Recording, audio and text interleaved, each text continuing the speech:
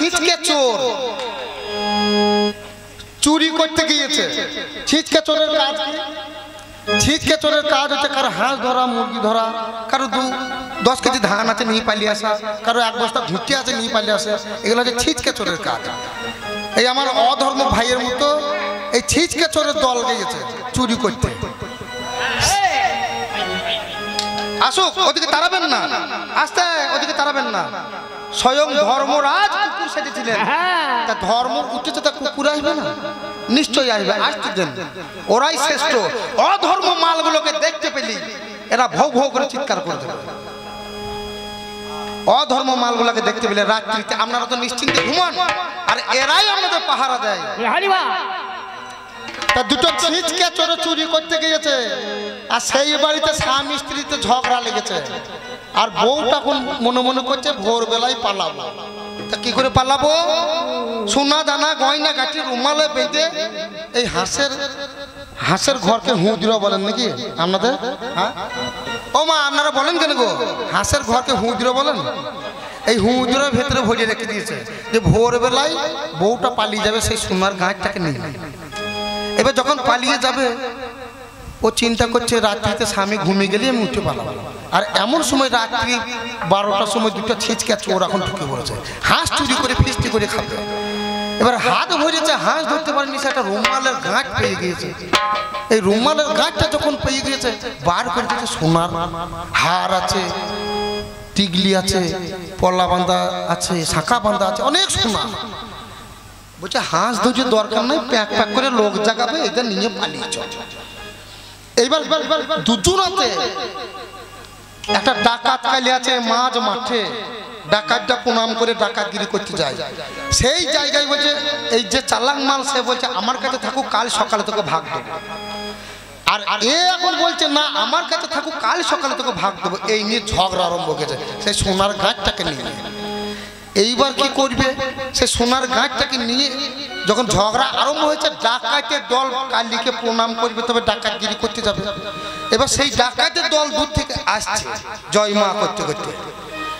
এইবার তখন এরা দেখছে ওরে ডাকাতের দলে পড়ে যাবো, মার্ডার হয়ে যাব। এক কাজ কর, তাড়াতাড়ি সোনার গাঁটটাকে নিয়ে একজন সে এখন মা কালীর পিছনে চুপ করে বসে আছে। আর একজন বলছে আমি কি করে বাঁচবো ডাকাতের হাত থেকে? তো বলছে একটা মালসা আছে, এই মালসাটাকে হেলমেট পর, মাথাটা ঢাকা নেই, যে পুকুর আছে ডুবে বসে থাক চুপ করে, নিঃশ্বাস পাবি। তখন বলছে বেশ, তাড়াতাড়ি সময়ে যে বুদ্ধিমান সে গাঁটটাকে নিয়ে মা কালীর পিছনে চুপ করে বসে আছে। ডাকাতগুলো এসে বলছে মা প্রত্যেক দিন যাচ্ছে চুরি করতে আর পুকুরে জাগিয়ে দিচ্ছে, আমরা ডাকাতগিরি করতে পারছি না, তা আমাদের কি কিছু মনোবাসনা পূর্ণ হবে না মা?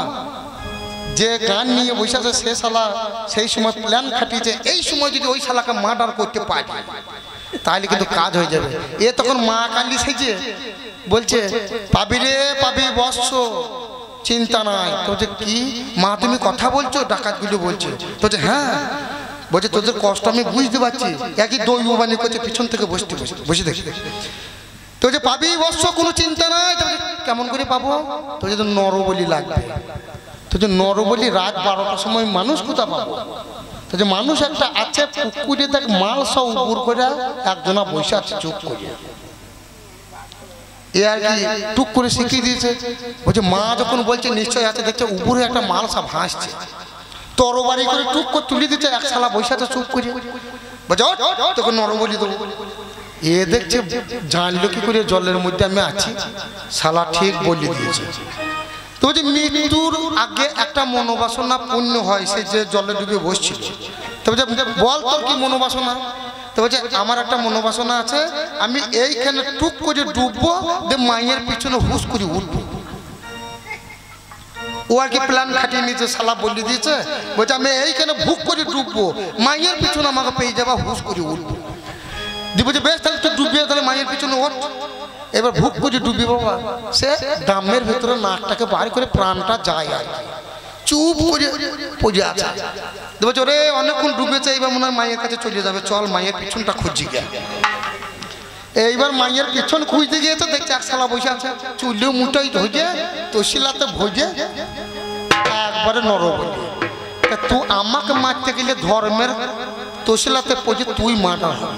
বাবা ওরে প্রাণ গোবিন্দ হাতে লয়ে ফু দেবে কি তোর মুখে, ওরে ফুদে দেখি তোর মুখে রে, ফুদে দেখি তোর মুখে রে, ফুদে দেখি তোর মুখে, কথা সামনে শঙ্কর মতো কার হবে কি, ওই না পচা থামুকে, কথা সামুকে, ওরে শঙ্কর মতো কার হবে কি, ওই না পচা থামুকে, পচা থামুকে, বাবা বাবা শঙ্কর মতো কার হবে কি, ওই না পচা থামুকে, পচা থামুকে, ওই না পচা থামুকে রে, ওই না পচা থামুকে রে, ওই না পচা থামুকে, পচা থামুকে, শঙ্কর মতো সার হবে কি, ওই না পচা থামুকে, পচা থামুকে, শঙ্কর মতো সার, ওই না পচা থামুকে, পচা থামুকে, ওরে শঙ্কর মতো সার হবে কি, ওই না পচা থামুকে, পচা থামুকে, শঙ্কর মতো সার হবে কি, ওই না পচা থামুকে, পচা থামুকে, শঙ্কর মতো সার হবে কি, ওই না পচা থামুকে,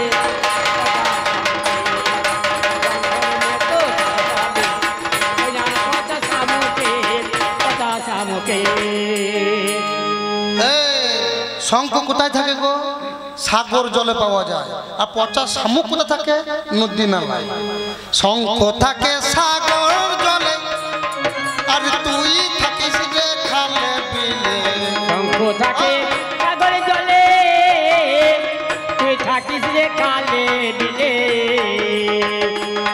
আর শামুক কলে দেখতে পেলে, শামুক কলে দেখতে পেলে, ঠোকার মারিবে তোর বুকে, ওরে ঠোকার মারবে তোর মুখে, ঠোকার মারবে তোর মুখে, ঠোকার মারবে তোর মুখে, পচা থামুকে, শঙ্কর মতো সার হবে কি, ওই না পচা থামুকে, পচা থামুকে।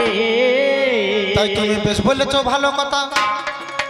ওহে কবিয়াল, তুমি বেলগাছতে আম ধরাবে, আরে আম গাছেতে তাল। তুমি কথা যেটা বললে গেছো গো, আমি শুনতে পেলাম কানে। একে একে বললে যাবো আজকে কবি গানে।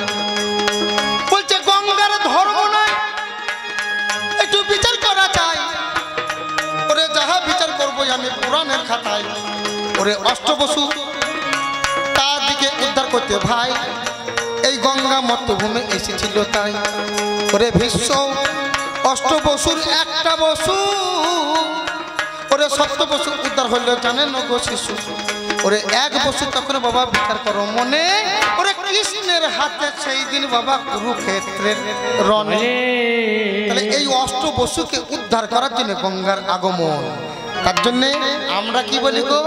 একে চন্দ্র, দুইয়ে পক্ষ, তিনে নেত্র, চারে বেদ, পাঁচে পঞ্চবান, ছয়ে ঋতু, সাতে সমুদ্র, আটে অষ্ট বসু, নয়ে নবগ্রহ, দশে দিক। কিন্তু আমি তা বলবো না। একে কৃষ্ণ, একে কৃষ্ণ, দুইয়ে গৌর নিতাই, তিনে ব্রহ্মা বিষ্ণু মহেশ্বর, চারে চতুষ্কুমার, পাঁচে পঞ্চতত্ত্ব, ছয়ে সর গোস্বামী, সাতে সপ্ত ঋষি, আটে অষ্ট সখী, নয়ে নবগ্রহ, দশে দশ অবতার ভগবান। তাহলে ভালো করে চিন্তা করে দেখুন, এটা হচ্ছে আদি চন্দ্র।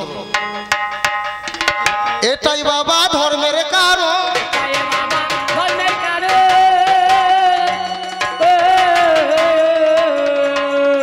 তবে বেশ বলেছ, ভালো কথা শুনতে পেলাম কানে।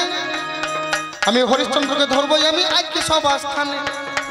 ওরে যার নাম হরিশ্চন্দ্র, একটু বিচার করা চাই।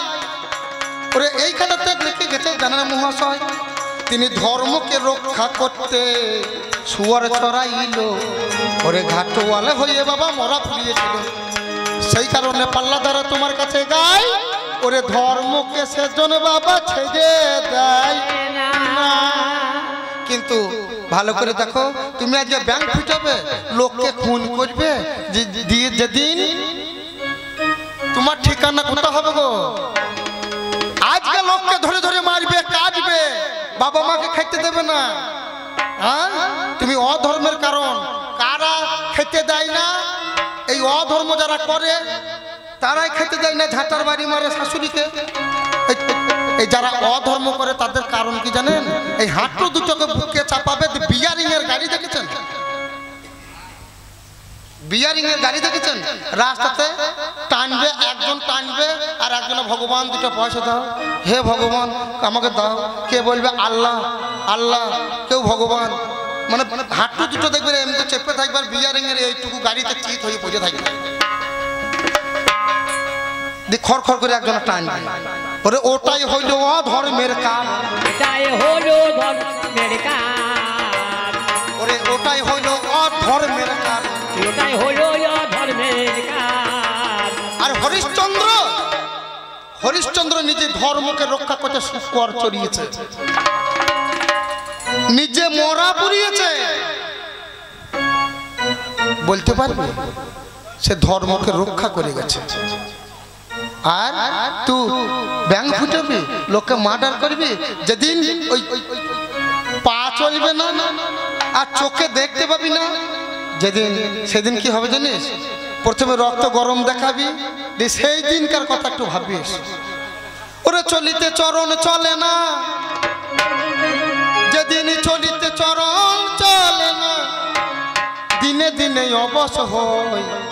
আগের বাহাদুরি তোমার গেল কই, গেল কই, আগের বাহাদুরি গেল কই, গেল কই, আগের বাহাদুরি গেল কই, গেল কই, আগের বাহাদুরি তোমার গেল কই। চলিতে চরণ চলে না, চলিতে চরণ চলে না, দিনে দিনে অবশ হয়। আগের বাহাদুরি তোমার গেল কই, গেল কই, আগের বাহাদুরি তোমার গেল কই, গেল কই, আগের বাহাদুরি তোমার গেল কই।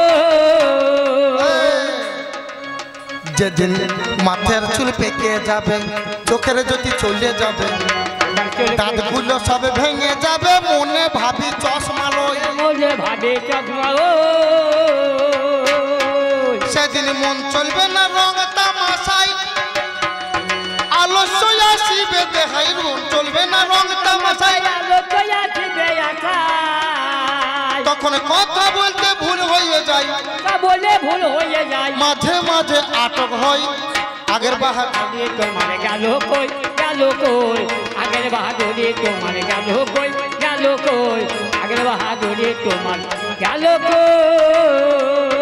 এই জগতে যারাই আছে গো বিচার করো মনে,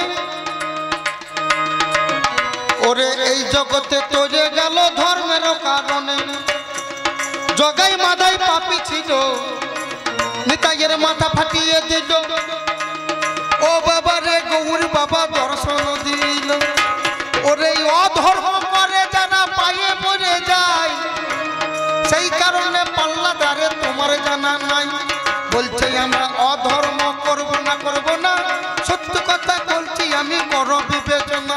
গৌরারে নিতাই বাবা দর্শন দিল, মাথায়ের ঘাটে বাবা অগ্নি নিয়ে গেল, চুল মুন্ডন করে দিল, বিচার করা চাই। সেখানেতে ও বাবারে দিয়েছিল ঠাই, তাই তো আমার জগাই মাদাই উদ্ধার হয়ে গেল। চাপাল গোপাল পাপি ছিল, উদ্ধার হইল।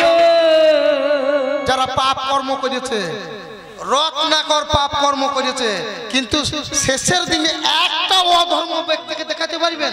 শেষের দিনে সারা জীবন সে অধর্ম তো থেকেছে, দেখাতে পারবেন? সারা জীবন অধর্ম করে একজন বাঁচতে পারেনি।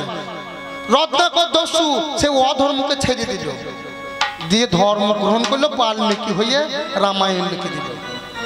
জগাই মাদাই সে অধর্মকে ছেড়ে দিল, তোর দলে মালটা আমার দলে ভোট দিয়ে চলে আসছে, থাকলো কে? ওরে তুই কাউকে তুই খুঁজে পাবি না, কাউকে খুঁজে পাবে না।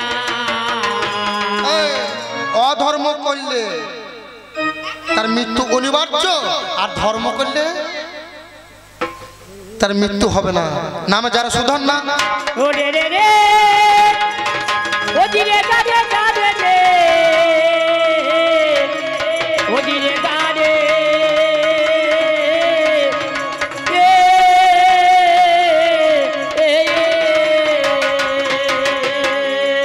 কুরুক্ষেত্রের যুদ্ধের পরে অশ্বমেধ যজ্ঞ করেছিল, একটা ঘোড়া ছেড়েছিল, ঘোড়ার কপালে লিখেছিল যে এই বীরের বেটা বীর হবে, সেই ঘোড়াকে ধরবে।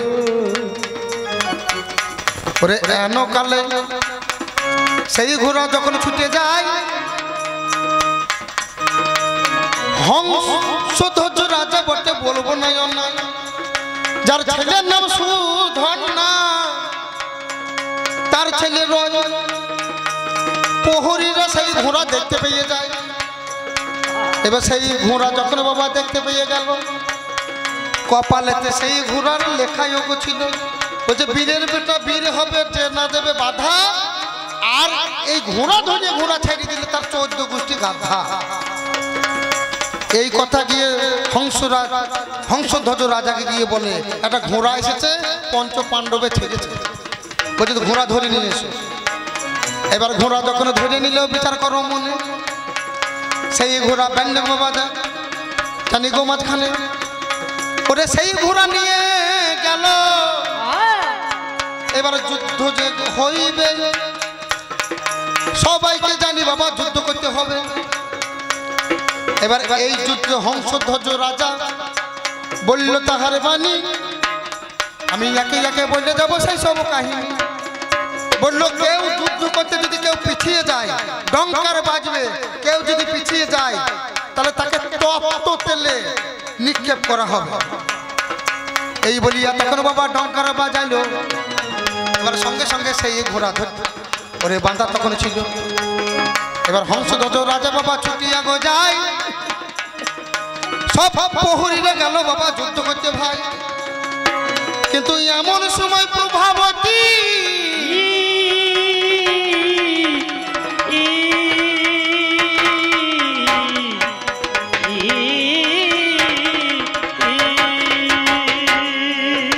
এমন সময় প্রভাবতী এই সুধন্যা স্ত্রী হলো, রাস্তা আগুলে বাবা সেজন্য দাঁড়ালো, বলে স্বামী তুমি যুদ্ধ করতে যাবে, আমি যে ঋতুমতী, আমার ঋতু ধর্ম পালন করো। এই বলিয়া ঋতু ধর্ম পালন করতে গেল। আরে সঙ্গে সঙ্গে এই সুধন্যা দেরি হইয়াছিল। এবার প্রহরীরা তখন চিন্তা করলো সুধন্যা এলো না, রাজা মশাইকে বললো বাবা সেই সব ঘটনা, বলছে যে দেরি করবে তাকে গরম তেলে ফেলে মারা হবে। এই বিধান দিয়ে দিত হংসধ্বজ রাজা। তখন সুধন্যা নিজের ছেলেই কিন্তু দেরি করে ফেলেছে।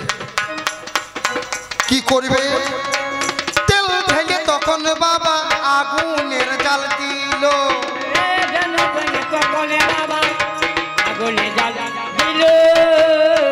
আর সুধন্যাকে সেই তেলেতে নিক্ষেপ করিল।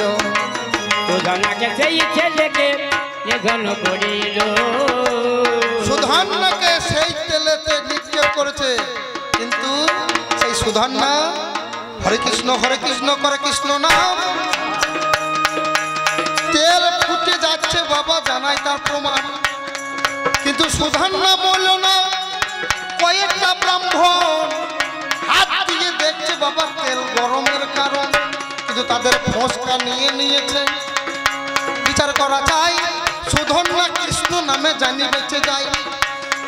এবার সেই মুহূর্তে সেখানেতে কি কর্ম হইল, কৃষ্ণের প্রতি নদী জানি হয়েছিল।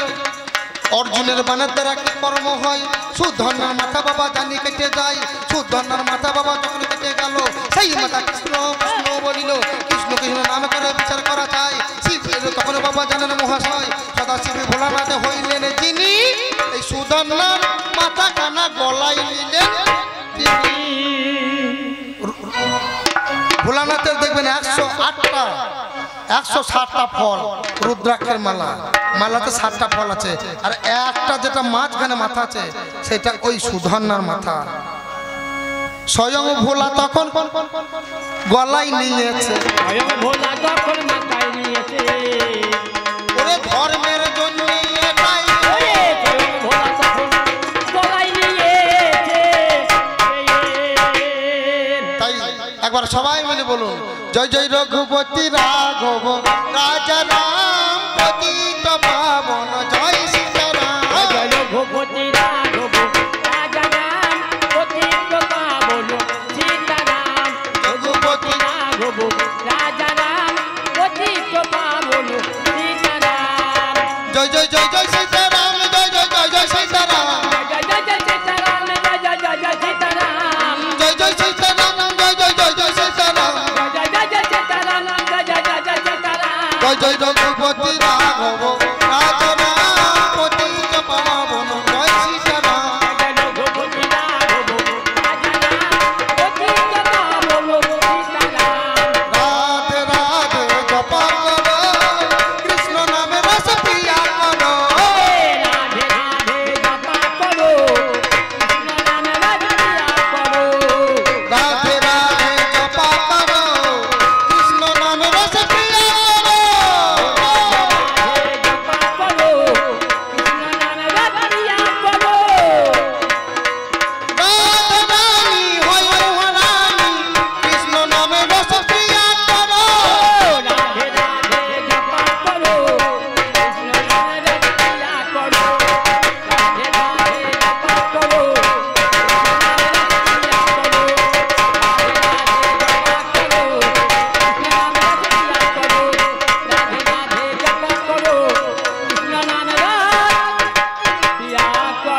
তাহলে এত সুন্দর নাম বাবা বিচার করো মনে। তাই এই নাম শুনিয়ে গেলাম আজকে কবি গানের। চন্দ্র সূর্য গ্রহ তারা ধর্মের আছে, তারা বিচার করা চাই। এ সমাজে সূর্যের রোদ যদি হয়, রোদ ছাড়া এই জগতে হবে না গো আলো। এই জগতে রোদ ছাড়া হবে কালো, সেই কারণে পাল্লা দ্বারে বিচার করা চাই। এই জগতে চন্দ্র সূর্য গ্রহ তারা তারা ধর্মের বল, তারা ধর্ম দিয়ে যায়। আমি এইখানে রাখলাম।